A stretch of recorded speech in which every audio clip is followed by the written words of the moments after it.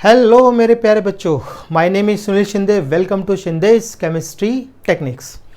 देखिए बच्चों, अभी प्रीवियस लेक्चर में हम लोगों ने क्या कर लिया है, प्रिपरेशन ऑफ ईथर्स तक कंप्लीट कर लिया था। ठीक है, वहाँ तक मेरे ख्याल से पढ़ भी लिया होगा, उसमें कोई डाउट भी नहीं होगा। तो आज के लेक्चर में हम डिस्कस करेंगे physical properties of ethers and chemical property. आज चैप्टर कंप्लीट हो जाएगा, फिनिश कर देंगे चैप्टर का आज हम। ठीक है, फिर आपका एल्कोहल्स, फिनॉल्स एंड ईथर भी चैप्टर फिनिश। उसके बाद फिर इसके एमसीक्यूज लेंगे हम लोग। ठीक है, चलिए देखिए, पहला जो लिखा है इसके अंदर फिजिकल प्रॉपर्टी में physical state and boiling points. देखिए, dimethyl ether and ethyl methyl ethers या इथाइल मिथाइल ईथर्स, मैं वही जो नाम वही लेता हूँ।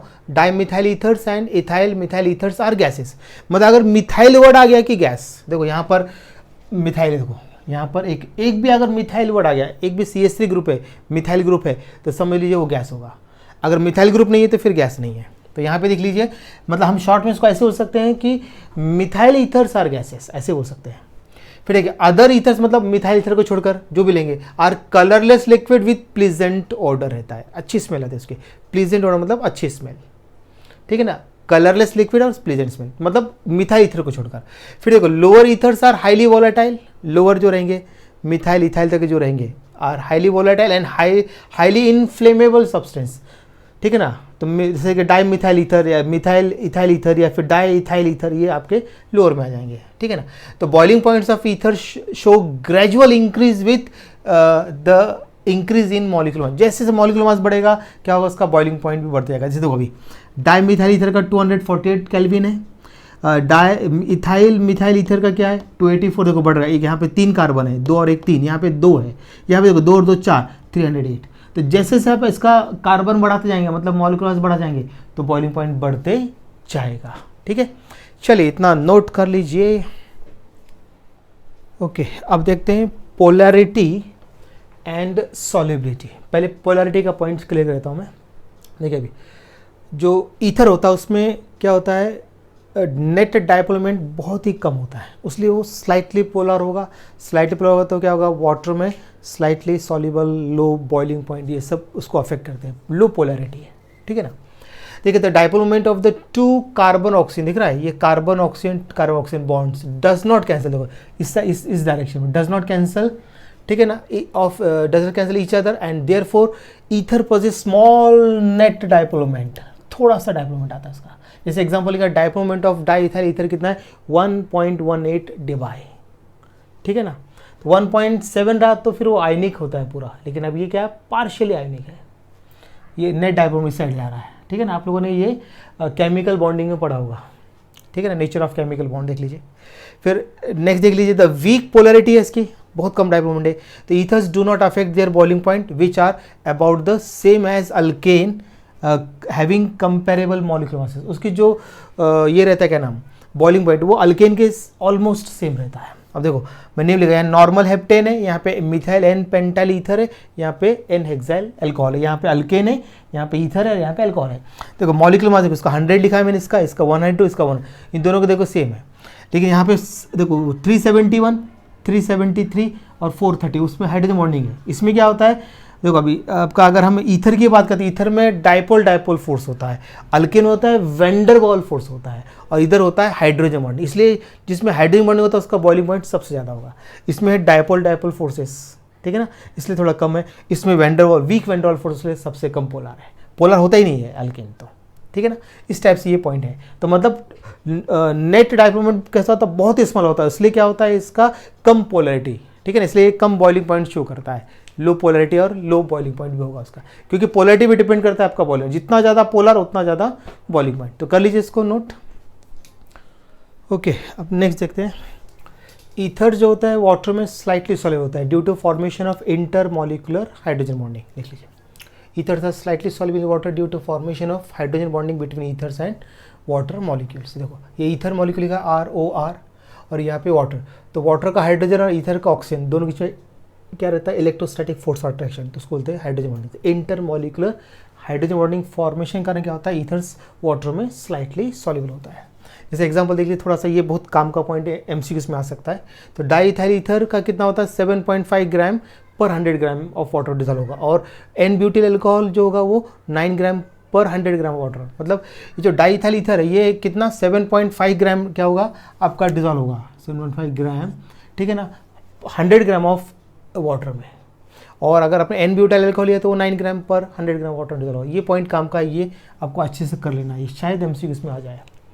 ठीक है, अब यहाँ पर आपका कंप्लीट होते हैं फिजिकल प्रॉपर्टीज। अब हम आते हैं इसके केमिकल प्रॉपर्टीज। अब केमिकल प्रॉपर्टीज पहले है लेबोरेटरी टेस्ट फॉर ईथर्स। अब देखो ईथर जो होता है, न्यूट्रल ईथर जो रहेगा वो कैसे रहेगा आपका, मतलब ईथर जो रहेगा वो न्यूट्रल रहेगा इन एक्वियस मीडियम में। देख लीजिए एक्वियस मीडियम में ईथर कैसा होगा, न्यूट्रल कंपाउंड, जैसे अल्कोहल कैसे बिहेव करता है सेम। अब ethers do not react with basis, जितने भी बेसिक है, example sodium hydroxide, potassium hydroxide, कोई भी ले लो बेसिस, उसको अल्कली बोलते हैं एक्चुअली, ठीक है ना। फिर उसके बाद आपको याद रखना है कोल्ड एंड डाइल्यूट एसिड्स, ठीक है ना। लेकिन एसिड में किसको छोड़कर मैं यह बताया था आपको, HF कुछ आपको यहाँ पे सर एसिड में HI को छोड़ना पड़ेगा और HBr को, इनको छोड़ना है, और सल्फ्रिक एसिड इनको छोड़ के बाकी सब ले सकते हैं। यहाँ पर लिखा नहीं मैंने क्योंकि आपके टेक्स्ट बुक की वर्ड्स लिए मैंने। किसको छोड़ के याद रखना है, यहाँ पे एक्सेप्शन लिख देता हूँ, एक्सेप्ट याद रखना है आपको यहाँ पे, किसको छोड़कर एक्सेप्ट, ठीक है ना, HI, उसके बाद फिर HBr और उसके बाद फिर H2SO4, इन एसिड को छोड़कर, इनके एसिड छोड़ के बाकी सबके साथ वो रिएक्ट नहीं करता है। रिड्यूसिंग एजेंट कोई भी ले लो, रिड्यूसिंग एजेंट जो भी आपको एग्जांपल दे सकते हैं रिड्यूसिंग एजेंट का, जैसे लिथियम एल्यूमिन हाइड्राइड, सोडियम बोरोहाइड्राइड, ठीक है ना, ऐसा कोई भी आपको रिड्यूसिंग दे सकते हैं, आपका जिंक अमलगम, ऐसा कुछ भी हो सकता है। फिर ऑक्सीडाइजिंग एजेंट कोई भी दे सकते हैं, ऐसे एक्टिव मेटल सोडियम पोटेशियम कोई भी हो सकता है।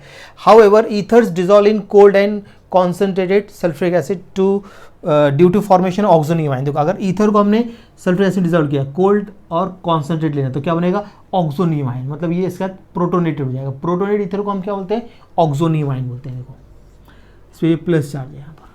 और this property distinguishes ether from hydrocarbon. खत्म, ज़्यादा कुछ है नहीं। मतलब इन शॉर्ट बोला जाए तो ईथर्स आर न्यूट्रल इन, आपको याद रखना है, एक्वियस मीडियम, न्यूट्रल कंपाउंड है। ईथर्स किसके साथ रिएक्शन नहीं कर रहा है, बेसिस साथ नहीं कर रहा है, एसिड में कौन सा छोड़ना है आपको, HI, HBr, sulphuric acid, accept.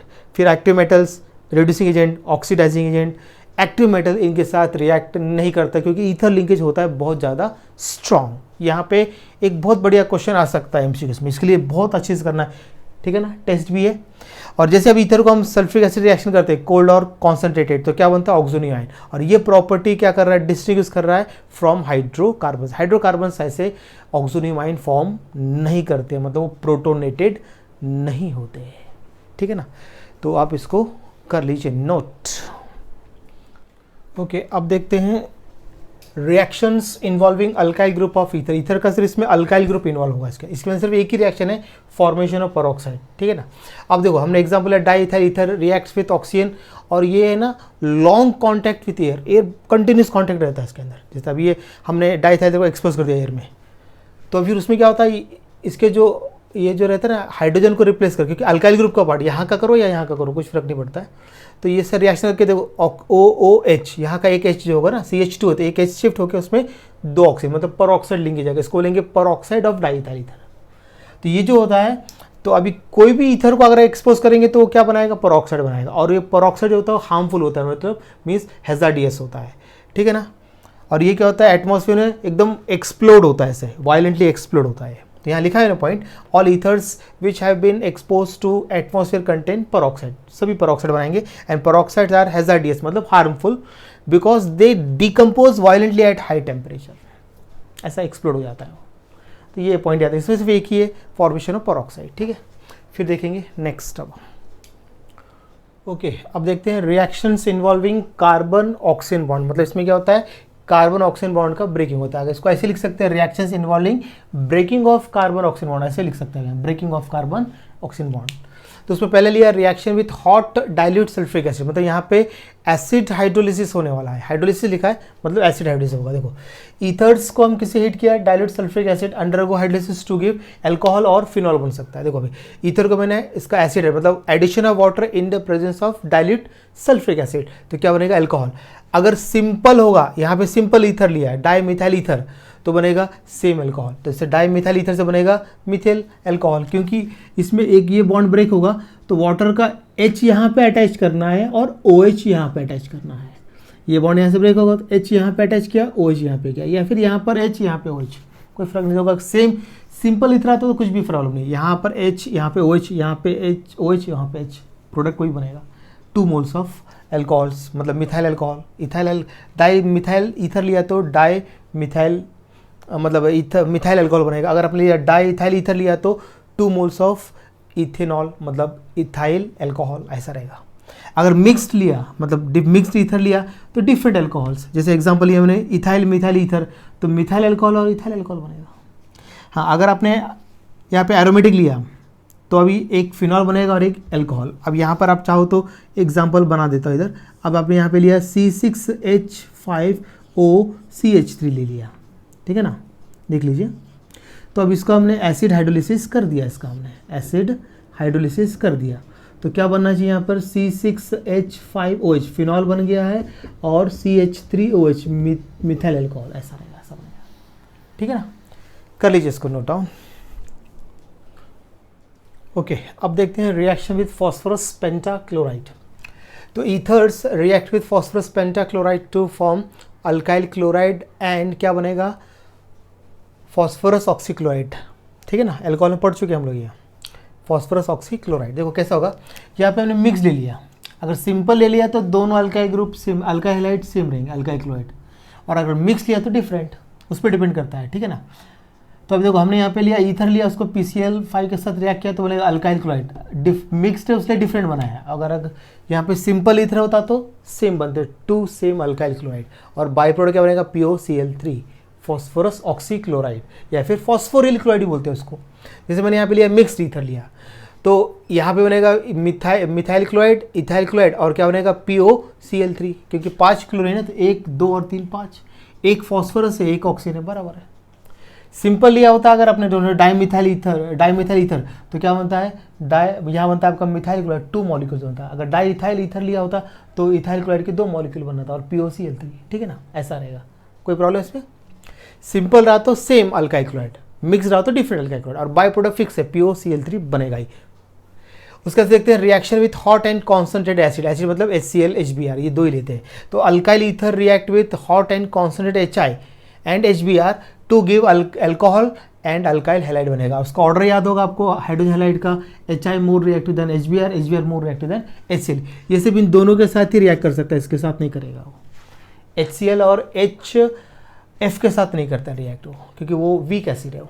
अब देखिए ईथर लिया, ईथर को हमने HX के साथ, X क्या ले सकते हैं, ब्रोमीन और आयोडीन, तो यहाँ बनेगा अल्काइल हैलाइड एंड अल्कोहल। अब जैसे मैंने एग्जांपल लिया डाई मिथाइल ईथर लिया, उसको HI के साथ किया तो मिथाइल आयोडाइड और methyl alcohol. Di ethyl ether लिया तो ethyl bromide and ethyl alcohol, ठीक है ना। इस टाइप से आपको करना है। अब यहाँ पर मिक्स के आपके सिलेबस दिया नहीं है ना, मिक्स लेते हैं तो अगर चलो मिक्स लिया, जैसे मैंने उसका ही बताया था आपको मैं। अब देखो अब यहाँ पे लिया CH3O C2H5 प्लस यहाँ पे लिया है HI ले लेते हैं।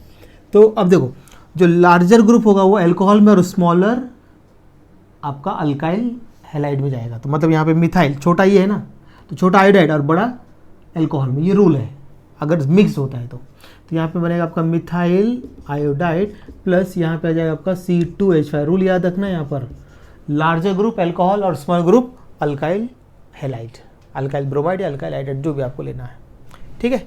इतना कर लीजिए नोट। ओके, अब देखो एनिसॉल को अगर मैंने HI के साथ रिएक्शन किया एट 398 केल्विन, तो यहाँ पे क्या होता है, ये जो बॉन्ड होता है ऑक्सीजन और रिंग का जो बॉन्ड है कार्बन, ये जो बॉन्ड होता है स्ट्रांग होता है। ये बॉन्ड स्ट्रांग होता है ड्यू टू, क्योंकि इसका रेजोनेंस होगा तो ये इलेक्ट्रॉन पेयर इधर आएगा ना, इधर आएगा तो पार्शियल डबल बॉन्ड कैरेक्टर। उसलिए कभी भी याद रखना है कि ऑक्सीजन और अराइल ग्रुप कैसा होता है, स्ट्रांग, ये कभी ब्रेक नहीं होगा। अब ये बॉन्ड वीक होता है ऑक्सीजन और अल्काइल ग्रुप, तो यहाँ से आपका ये बॉन्ड ब्रेक, ये कभी ब्रेक नहीं होगा due to partial double bond character. आपको हेलोजन डेरिवेटिव सॉल्व के बताया, वहाँ पे हेलोजन और ऑक्सीजन याद है ना, हेलोजन और रिंग के विषय बताया था। वैसे ही यहाँ पर पार्शियल डबल बॉन्ड कैरेक्टर के कारण होता है, ये बॉन्ड कभी ब्रेक नहीं होगा। मतलब ये बॉन्ड ब्रेक हो तो यहाँ पर आपका H अटैच होगा और यहाँ पे I, मतलब फिनॉल और मिथाइल आयोडाइड ही बनेगा। इससे फिनॉल बनेगा और मिथाइल, कभी आयोडो बेंजीन और आपका मिथाइल अल्कोहल कभी नहीं बनेगा ठीक है ना। ये ध्यान रखना है। क्यों नहीं होता है, क्योंकि ऑक्सीजन और ये जो कार्बन का ये जो बॉन्ड ये स्ट्रांग होता है। क्यों होता है, due to partial double bond character, resonance कारण होगा वो, ठीक है ना। देखो यहाँ बताया मैंने, यहाँ का इलेक्ट्रॉन इधर आ गया, देखो डबल बॉन्ड, ऐसे डबल बॉन्ड बन जाता है, ठीक है ना। रेजोनेंस पढ़ेंगे अभी, देखेंगे अभी हम लोग। तो ये आपके हो गए पूरे रिएक्शन विथ आपका का कॉन्सेंट्रेटेड एसिड के साथ हो गया अभी। अब देखते हैं लास्ट है अभी इलेक्ट्रोफिलिक सब्स्टिट्यूशन इन एरोमेटिक ईथर्स, ठीक है। तो पहले देखते हैं कि यहाँ पर जो एल्कोक्सी ग्रुप होता है इन एरोमेटिक ईथर, ये कैसा होता है, activating and ortho para directing, यहाँ तक लिखा है मैंने वर्ड्स में। The alkoxy group in aromatic ether is activating and ortho para directing group होता है, ये हमको मालूम चलेगा रेजोनेंस से। देखो अब रेजोनेंस करके दिखाता हूँ। अब यहाँ का इलेक्ट्रॉन ये देखो इधर आ गया, यहाँ डबल बॉन्ड आ गया, इधर डेफिशिएंसी आ गई उसके प्लस चार्ज, ठीक है ना। अब यहाँ का इलेक्ट्रॉन इधर आ जाएगा तो यहाँ पे नेगेटिव चार्ज, बाकी दोनों बॉन्ड अपनी जगह पर, ये बाकी दोनों, ठीक है। अब क्या होगा, यहाँ का इलेक्ट्रॉन इधर आ जाएगा, इधर डबल बॉन्ड आ गया, डबल बॉन्ड, और ये इलेक्ट्रॉन इधर आएगा तो नेगेटिव चार्ज, इधर आ जाएगा नेगेटिव चार्ज, बाकी ये बॉन्ड अपनी जगह पर है। अब क्या होगा, ये इलेक्ट्रॉन इधर आ जाएगा, आ गया, ये बॉन्ड अपनी जगह पर है, ये इलेक्ट्रॉन यहाँ का इधर आ जाएगा तो नेगेटिव चार्ज आएगा, हो गया। अब देखिए ये इलेक्ट्रॉन इधर आ जाएगा, आ गया इधर, सॉरी ये गलत हो गया, इधर आ गया ये, बाकी दो बॉन्ड अपनी जगह पर है। और यहाँ का जो इलेक्ट्रॉन है, ये इलेक्ट्रॉन रिटर्न ऑक्सीजन पे आ जाएगा तो यहाँ पे आ गया, देखो हट गया चार्ज। देखो तो अब इलेक्ट्रॉन डेंसिटी कहाँ पे दिख रहा है आपको, थर्ड फोर्थ दिख रहा है आपको, सेकेंड थर्ड फोर्थ, सेकेंड में ऑर्थो पर है, थर्ड में पैरा पर है, और फोर्थ में ऑर्थो पे। तो ऑर्थो पैरा पे इलेक्ट्रॉन डेंसिटी इंक्रीज है, इसलिए क्या होता है कि एल्कोक्सी ग्रुप जो होता है एरोमेटिक ईथर में वो कैसा होता है, activating and ortho para directing. Alkoxy group activating group है, और रेजोनेंस कारण क्या मालूम चल रहा है कि इलेक्ट्रॉन डेंसिटी कहाँ इंक्रीज हो रही है, ऑर्थो एंड पैरा, ठीक है ना। दो ऑर्थो पोजिशन होते हैं और एक पैरा होता है, ठीक है। कोई कंफ्यूजन अब इसके हम रिएक्शन देखते हैं, इतना आप नोट डाउन कर लीजिए। ओके अब देखते हैं electrophilic substitution reaction in aromatic ether में। पहला देखते हैं हेलोजिनेशन, अपने सिलेबस में हेलोजिनेशन में है ब्रोमिनेशन। तो पहले देखिए यहाँ पर ये हेलोजिनेशन का मीनिंग क्या होता है, the reaction in which hydrogen atom of anisole लिया हमने यहाँ पे, of anisole is replaced bye bromine item, ठीक है। जो भी कंपाउंड लेंगे, चाहे आप अल्केन ले लो या फिनॉल ले लो या अपने ईथर ले लो या अपने एल्डिहाइड ले लो या कीटोन ले लो, कुछ भी ले लो, उसके एच को, रिंग के एच को अगर आप क्या रिप्लेस कर रहा है, ब्रोमीन, तो उसको बोलते हैं क्या, हेलोजिनेशन। तो यहाँ पे ब्रोमिनेशन क्यों किया है, क्योंकि ब्रोमीन इस एच को रिप्लेस करेगा। तो यहाँ पर हमने क्या लिया है, ये एनिसॉल है, ये क्या है यहाँ पर एनिसॉल है। तो एनिसॉल क्या करेगा, ब्रोमीन के ऑर्थो और पैरा, अभी हमने क्या बोला था यहाँ पर, इधर हम लोगों ने क्या बोला था, ऑर्थो और पैरा डायरेक्टिंग है, तो ऑर्थो का एच और पैरा का एच रिप्लेस करेगा, तो दो प्रोडक्ट बनेंगे, ऑर्थो ब्रोमो एनिसॉल और पैरा ब्रोमो एनिसॉल। और ये बनता है आपका 10% बन रहा है आपका, ये माइनर प्रोडक्ट है, ये माइनर है, ये कैसा प्रोडक्ट है आपका यहाँ पर, ये माइनर है, और मेजर प्रोडक्ट ये रहेगा, ये 90% बनता है, ठीक है ना। ऑर्थो का एच किससे रिप्लेस हुआ, ब्रोमोनियम आयन, इसलिए इलेक्ट्रोफिलिक सब्स्टिट्यूशन। और पैरा का प्रोडक्ट किससे रिप्लेस हुआ है, ब्रोमीन से, ब्रोमोनियम आयन। तो यहाँ पर ये कौन सी रिएक्शन है, it is electrophilic substitution reaction है। कैसी रिएक्शन है ये, इट इज, ऊपर ही लिखा हमने, तो it is electrophilic substitution reaction, ESR लिख देता। क्यों है, क्योंकि जो अभी आपका जो ब्रोमोनियम आयन है Br+, वो किसको रिप्लेस कर रहा है, रिंग के H को रिप्लेस कर रहा है, इसलिए इलेक्ट्रोफिलिक सब्स्टिट्यूशन रिएक्शन हो गया। ये आसान है। तो anisole reacts with bromine in acetic acid to form mixture of orthobromo anisole and parabromo anisole. तो parabromo anisole is a major product and it is a electrophilic substitution reaction because in this reaction hydrogen atom of anisole is replaced by bromonium ion. तो electrophile क्या है इसके अंदर, bromonium ion यहाँ पे क्या है, एज अ इलेक्ट्रोफाइल यूज होगा। यहाँ पर ऐसा क्वेश्चन पूछते हैं एमसीक्यूज में, एज अ इलेक्ट्रोफाइल यूज होगा यहाँ पर। क्लियर हो गया। चलिए अब देखते हैं नेक्स्ट है अभी Friedel craft reaction. Name reaction बहुत इंपॉर्टेंट है। फ्रीडल क्राफ्ट दो टाइप के होते हैं, फ्रीडल क्राफ्ट अल्काइलेशन और फ्रीडल क्राफ्ट असाइलेशन। मैं दोनों को अलग अलग करके बता रहा हूँ, टेक्स्ट में डायरेक्ट दिया हुआ है, ठीक है। तो फ्रीडल क्राफ्ट दो साइंटिस्ट के नाम है यहाँ पर, बहुत important reaction. Friedel craft alkylation में क्या होना चाहिए, अल्काइल ग्रुप देखो दिख रहा है, मिथाइल इथाइल, ये ना, ये ऑर्थो और पैरा के एच को रिप्लेस करेगा, ऑर्थो और पैरा के एच को ये क्या कर रहा है, रिप्लेस करेगा। देखो ऑर्थो के एच को रिप्लेस किया मिथाइल ने, पैरा के एच को रिप्लेस किया मिथाइल ने। तो इसको बोलेंगे क्या, 2-मिथॉक्सीटोलिन, इसको बोलेंगे 4-मिथॉक्सीटोलिन। मेजर प्रोडक्ट आपका पैरा ही होगा, पैरा प्रोडक्ट मेजर होते हैं। ऑर्थो कौन से मेजर होते हैं, जब उसमें हाइड्रोजन बॉन्डिंग होता है, इंट्रा मॉलिक्यूलर हाइड्रोजन बॉन्डिंग, तब तक नहीं होगा, ठीक है ना। तो देखो अभी anisole reacts with methyl chloride, ठीक है ना, अल्काइलेशन में अल्काइल हाइड्राइड लेना पड़ेगा इन the presence of anhydrous aluminium chloride. अब ये जो एल्यूमिनियम क्लोराइड है इसको हम क्या बोल सकते हैं, एल्यूमिनियम क्लोराइड को लेविस एसिड बोल सकते हैं, इसको लेविस एसिड, ये है आपका लेविस एसिड, ठीक है ना। तो अनहाइड्रस एल्यूमिनियम, अनहाइड्रस मतलब विदाउट वाटर, मतलब प्योर एल्यूमिनियम क्लोराइड है, ये इनके नाम पे पैटेंट है, एल्यूमिनियम क्लोराइड इनके नाम पे पैटेंट अनहाइड्रस। इसको फिडेल क्राफ्ट हम क्या बोल सकते हैं, कैटलिस्ट भी बोल सकते हैं इसको, ठीक है ना। तो अब यहाँ पर ये हो गया आपका मिथाइल क्लोराइड। तो मिथाइल क्लोराइड क्या कर रहा है, तो मिथाइल ग्रुप इस H को रिप्लेस करेगा, देखो ऑर्थो और पैरा के। तो और ये कैसे रहेगा आपका, ये हटा दूँ, ये आपका electrophilic substitution reaction, it is electrophilic substitution reaction है, क्योंकि यहाँ पर क्या होगा, जो मिथाइलियम आयन है, मिथाइलिया तो मिथाइलियम आयन, ठीक है ना, इथाइल है तो इथाइलियम आयन, जनरल आप R लिख सकते हैं यहाँ पर, मैं जनरल बता दूँ, R मतलब अल्काइल ग्रुप जो लेना होगा आपको, वो क्या करेगा, H को रिप्लेस करेगा, ठीक है ना, एनिसॉल के H को। R मतलब मिथाइलियम आयन, इथाइलियम आयन, अगर आपने यहाँ मिथाइल लिया तो यहाँ मिथाइलेशन होगा, मतलब Fidel craft methylation, methyl chloride लिया तो मिथाइल लिया ना अल्काइल, तो मिथाइलेशन, फिडेल क्राफ्ट मिथाइलेशन, तो यहाँ पर इलेक्ट्रोफाइल मिथाइलियम आयन होगा।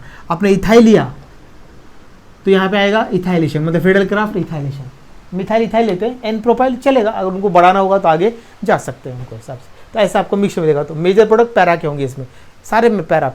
ऑर्थो का कौन सा होगा मेजर बताया था, जब इंट्रा मॉलिक्यूलर हाइड्रोजन बॉन्डिंग, यहाँ बन ही नहीं सकता हाइड्रोजन बॉन्डिंग की, क्योंकि हाइड्रोजन बॉन्डिंग के लिए क्या चाहिए, हाइड्रोजन एक नेसेसरी है, दूसरा फ्लोरीन, ऑक्सीजन और नाइट्रोजन, ये 3 एलिमेंट, हाइड्रोजन सिर्फ 3 एलिमेंट के साथ बनाता है, ऑक्सीजन, फ्लोरीन और नाइट्रोजन के साथ, ठीक है ना।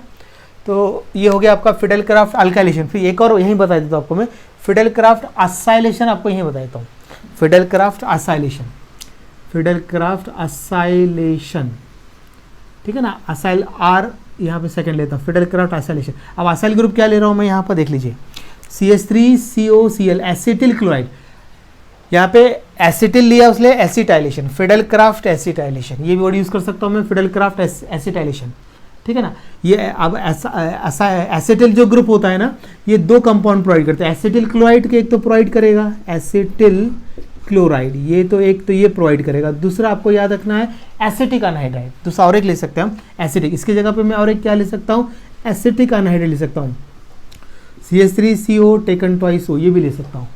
तो ये दोनों कंपाउंड क्या प्रोवाइड कर रहे हैं, एसिटिल ग्रुप, तो एसिटिल ग्रुप प्रोवाइड करते हैं उसको लेंगे एसिटाइलेशन। ये असाइलेशन जनरल है, असाइलेशन मतलब असाइल ग्रुप कौन सा होता है, RCO ग्रुप, ये होता है। तो देखो, तो अब इसके डेफिनेशन बना सकते हैं कि the reaction in which hydrogen atom of anisole is replaced by acyl group is known as Friedel Crafts acylation. और अगर आपने एसिटाइलेशन लिया तो the reaction in which hydrogen atom of anisole is replaced by acetyl group, तो उसको लेंगे Friedel Crafts acetylation. और acetyl group 2 compound provide करते हैं, एसिटिल क्लोराइड और एसिटिक अनहाइड्राइड, इसको क्या बोलते हैं हम लोग, एसिटिक अनहाइड्राइड बोलते हैं इसको, एसिटिक अनहाइड्राइड, ये नाम है इसका, बराबर है कि नहीं। तो अब यहाँ पे CH3CO ग्रुप इस H को रिप्लेस कर रहा है, ऑर्थो पैरा को, ठीक है ना। तो ये दोनों कंप्लीट, तो यहाँ पे क्या आएगा, एक मिनट, यहाँ प्रोडक्ट आपका बदलने वाला है, CO CH3 ये आएगा इधर, और इधर आएगा आपका, नाम बदलने वाले हैं अब इसके। अब यहाँ पर आ जाएगा आपका क्या, CO CH3। अब इसका नाम क्या लिखूंगा मैं, देख लीजिए इसको, देखो ये 1 2 मतलब 2 मिथॉक्सी, ये ऑर्थो मिथॉक्सी जो देना है, तो 2 मिथॉक्सी एसिटोफिनॉन आएगा, एसिटोफिनॉन, एसिटोफिनॉन, ठीक है ना। ये यहाँ पर माइनर प्रोडक्ट है, ये माइनर। अब यहाँ पे क्या नाम आएगा, 1 2 3 4, तो 4 मिथॉक्सी एसिटोफिनॉन, एसिटोफिनॉन, यहाँ पर ये मेजर प्रोडक्ट होगा। इस टाइप से करना है, means anisole reacts with acetyl chloride in the presence of anhydrous aluminium chloride to form 2 methoxy acetophenone and 4 methoxy acetophenone. 4 methoxy acetophenone is a major product, ठीक है ना। अगर आप इसके साथ भी कर सकते हैं, anisole reacts with acetic anhydride in the presence of anhydrous aluminium chloride to form 2 methoxy acetophenone and 4 methoxy aceto. Product बनेगा, सिर्फ बाई प्रोडक्ट बदलेगा। यहाँ पर HCl बना है ना इधर, ये यहाँ का H और ये Cl, यहाँ पे क्या हो जाएगा, CH3COOH एसिटिक एसिड बनेगा। अगर आपने क्या लिया है, एसिटिक अनहाइड लिया है, तो बाई प्रोडक्ट बदल जाएगा इसका, CH3COOH बनेगा, बस ये ऐसा। अगर आपने ये ले लिया है ना तो वो बाई प्रोडक्ट बनेगा, और आपने ये ले लिया है तो बनेगा HCl। समझ आ रहा है, ऐसा आपको कर लेना है, ठीक है ना। तो कर लीजिए इसको नोट डाउन। ओके, तो अभी फिडेलक्राफ्ट जो मैंने अभी बताया, फिडेलक्राफ्ट असाइलेशन, उसमें CH3CO मतलब RCO, उसका इलेक्ट्रोफाइल बताया था मैं, RCO प्लस, ये इलेक्ट्रोफाइल, ये H को रिप्लाई, वहाँ नहीं बताया, इधर बताता हूँ।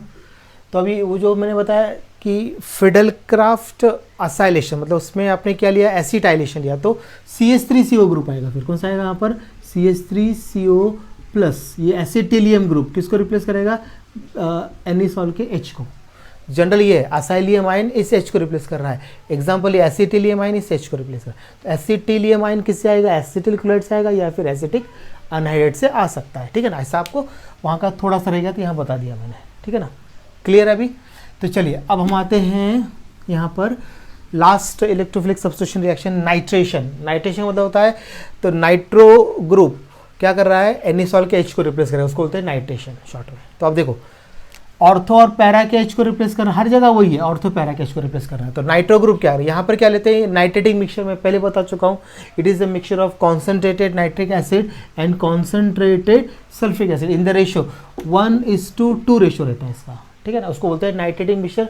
नाइट्रेटिक मिक्सचर में कॉन्सेंट्रेटेड सल्फ्रिक एसिड का रोल क्या होता है, ये क्या करता है, नाइट्रोनियम आयन जनरेट करने में हेल्प करता है। अगर आपने 11th का एरोमेटिक कंपाउंड पढ़ा होगा, एरोमेटिक कंपाउंड में दिया हुआ वहाँ पे सब कुछ है, नाइट्रेशन है, सल्फोनेशन है, हेलोजिनेशन है, सारा डिटेल है, उस चैप्टर अच्छा चीज़ कर लीजिए।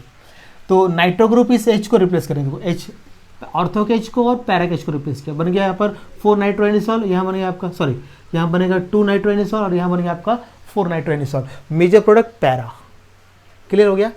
तो अब यहाँ पे याद रखना, anisole react with nitrating mixture to form mixture of 2 nitroanisole and 4 nitroanisole. तो 4 nitroanisole is a major product, ठीक है ना, बन जाएगा ना।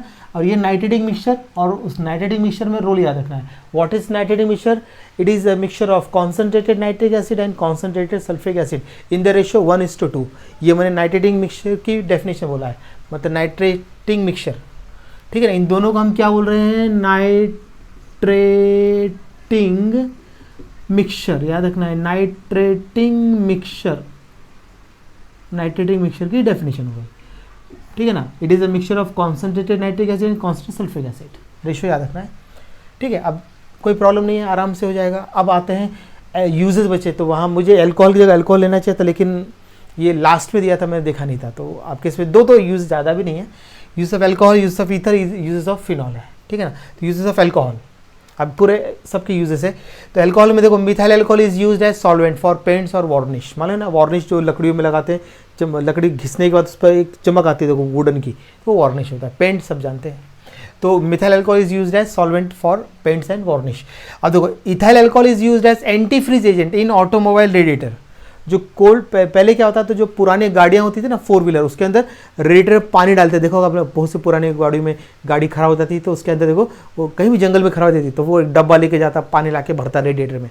तो कोल्ड कंट्रीज में अगर हम पानी नहीं डाल सकते, वो तो फ्रीज हो जाएगा, तो उसमें अल्कोहल डालना पड़ता है, इथाइल अल्कोहल डाल के। ये भी चलता है मिथाइल अल्कोहल भी, लेकिन अच्छा रहता है इथाइल अल्कोहल। इथाइल अल्कोहल डाल के क्या होता है, एज ए एंटी फ्रीज, ये बहुत काम का पॉइंट है, एंटी फ्रीज एजेंट है, ये भी यूज़ कर सकते हैं, कोई प्रॉब्लम नहीं, अल्कोहल कोई भी यूज़ कर सकते हैं, लेकिन अभी इथाइल अल्कोहल ये अच्छा रहता है, एंड इट, ठीक है ना, and it is used as solvent. तो इथाइल अल्कोहल का और एक यूज़ है, एज अ सॉल्वेंट यूज़ करते हैं इसको, ठीक है। आप देखते हैं यूजेस ऑफ ईथर, ईथर में डाईइथाइल ईथर ही काम कर रहे थे। तो diethyl ether was used as general anaesthetic in surgical operation. Diethyl ether का यूज़ बहुत पहले, अभी नहीं, अभी बंद हो गया है, पहले इसका यूज़ एज अ सर्जिकल में यूज़ करते हैं, बेहोश करने के लिए।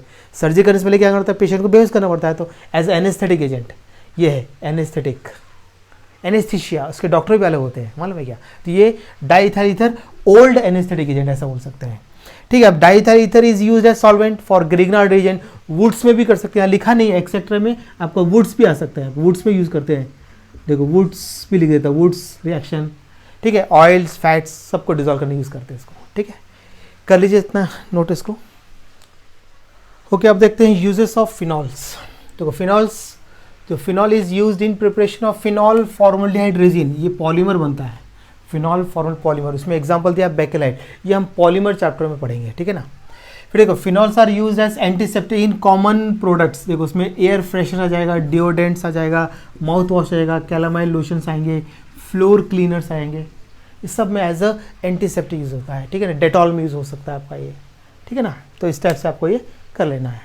डेटॉल, सेवलॉन, बहुत सारे और भी है, मिथाइलिन सैलिसिलेट, इसमें कुछ नाम लिखे हैं इन्होंने डायरेक्ट प्रोडक्ट्स के, और बहुत जगह इसका यूज़ एज अ क्या करें एंटीसेप्टिक होता है, ठीक है ना।